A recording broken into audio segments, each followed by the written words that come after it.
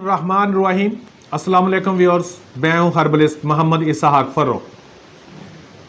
Brother, आज की video उन बहन भाइयों के लिए जिनके पेशाब करने के बाद जलन होती रहती है। बहुत से दोस्त ऐसे हैं जिनकी ये कंप्लेन बहुत ज्यादा थी कि जब हम पेशाब करते हैं तो पेशाब करने के बाद पेशाब की नाली के अंदर जलन होती है, दर्द होती है, यूं लगता है कि जैसे कोई कतरा रुका हुआ है और उसे वो मसलते रहते हैं।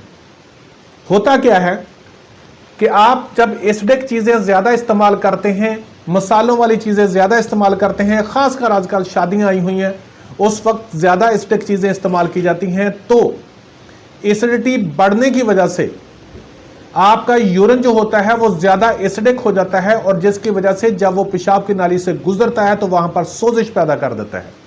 और जब सोजिश पैदा हो जाती है तो जब आप पेशाब करते हैं तो उसके बाद पेशाब तो गुजर चुका होता है, लेकिन वहां पर आपको इरिटेशन फील होती रहती है। किस लिए?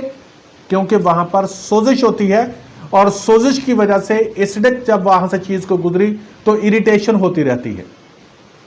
कुछ लोग पेशाब की नाली को बार बार मसलते हैं। वो मसलने की वजह से मसले को कम नहीं कर रहे होते बल्कि अपनी बीमारी को और बढ़ा रहे होते हैं, क्योंकि उसी पेशाब की नाली के अंदर तो सोजिश होती है जिसको आप बार बार मसल रहे होते हैं। इवन के बहुत सी खवातीन ने भी ये बताया कि हमारी पेशाब की नाली के अंदर सोजिश जलन बहुत होती है। बाद ऐसा होता है कि अजीब इरिटेशन होती है और हमें दोबारा वॉशरूम में जाना पड़ता है। एक दो कतरे आते हैं लेकिन उसके बाद पेशाब तो नहीं आता, लेकिन जलन नहीं रुकती। तो एक तो प्लीज आप ये काम करें कि जब आप पेशाब कर लिया करें तो उस वक्त आप अपने पेशाब की नाली को उसी वक्त पानी डाल के अच्छी तरह मसल के साफ कर लिया करें। बेशक औरत हो या मर्द हो, आप अपने पेशाब के हिस्से को लाजमी तौर पर अपने हाथ से मसल के ऊपर पानी डाल के साफ कर लिया करें। उससे यह होता है कि पेशाब की नाली के अंदर जो कतरा रुक जाता है वो उसी वक्त ही निकल जाता है, बाद में आपको इरिटेशन नहीं करता। दूसरी बात ये, आप पाक रहते हैं क्योंकि उस वक्त अगर कतरा निकलता है तो पानी से आप अपने हाथों को भी वॉश कर लेते हैं और वहां से कतरा भी वॉश हो जाता है। लेकिन अगर आप वॉश नहीं करते तो बाद में जब आप खड़े होते हैं तो उस वक्त जब आप अपनी पेशाब की नाली को मसलते हैं या मसलती हैं तो पेशाब का कतरा निकल के आपके कपड़ों को लग जाता है और आपको उस कतरे का एहसास भी नहीं होता और आपके कपड़े नापाक रहते हैं। इस चीज से बचने के लिए आपने कोशिश करनी है कि उसी वक्त उसको साफ कर दें। और अब मैं आपको बताता हूं इसकी रेमेडी, बहुत इजी रेमेडी होगी। इंशाअल्लाह ताला अजीज कीजिएगा, मेरा रब रहमत फरमाएगा, इंशाअल्लाह ताला अजीज आपकी शिफा होगी। एक तो ये कि तेज मिर्च मसाले ये चीजें प्लीज छोड़ दीजिएगा या उनको कुछ देर के लिए कम कर दीजिएगा। और इसके साथ आपने क्या करना है कि मलट्ठी लेनी है, खबाजी लेनी है, मलट्ठी, खबाजी, इंदरजो, शीरी, हल्दी, ये चार चीजें लेनी है। इन चारों चीजों को 20-20 ग्राम ले लें, बहुत है, बराबर वजन में लेना है। इनको बारीक पीस लें, बारीक पीस के इसके अंदर 1000 mg का कैप्सूल भर लीजिएगा।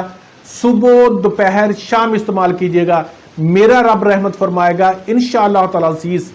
आपको ठीक 24 आवर के बाद आपको रिलीफ मिलना शुरू हो जाएगा। अगर वहां पर ज्यादा सोजिश भी होगी तो तब भी इंशाल्लाह 10-15 दिन के अंदर इंशाल्लाह वहां से क्लियर हो जाएगा, सोजिश भी निकल जाएगी। अगर आपके इस मेडिसिन का एक और फायदा भी आपको बता दूं कि अगर आपके किडनी के अंदर निफ्राइटिस है, यानी कि किडनी में सोजिश आपके, निफ्राइटिस आपके, तो ये उसको भी ठीक करेगा। यूरेथ्रा के अंदर अगर सोजिश है तो ये उसको भी ठीक करेगा।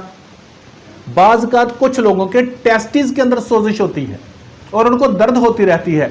यही नुस्खा अगर टेस्टिस के अंदर स्वेलिंग है तो उसको भी इंशाअल्लाह ताला अजीज खत्म करेगा, मेरा रब रहमत फरमाएगा। अगर खवातीन को आपने ओवरीज में, पेड़ू के अंदर पेन होता है तो ये नुस्खा उसमें भी काम करेगा। अगर उनको मेंसेस से पहले दर्द होता है तो ये नुस्खा उसमें भी काम करेगा। ये बहुत जगहों पर आपको काम करेगा, इस्तेमाल कीजिएगा, मेरा रब रहमत फरमाएगा। लेकिन खासकर जो वाजे बता दूं कि अगर आपने लेज, पापड़, बर्गर, शरगर नहीं छोड़ते हैं, समोसे पकौड़े नहीं छोड़ते हैं, तो फिर भाई ये भी खाते रहेंगे और वो भी खाते रहेंगे, मौसीकी चलती रहेगी, तो फिर भाईजान मुश्किल होगा ठीक होना। उनसे परहेज कीजिएगा, मेरा रब रहमत फरमाएगा, आप इंशाल्लाह बिल्कुल ठीक हो जाएंगे।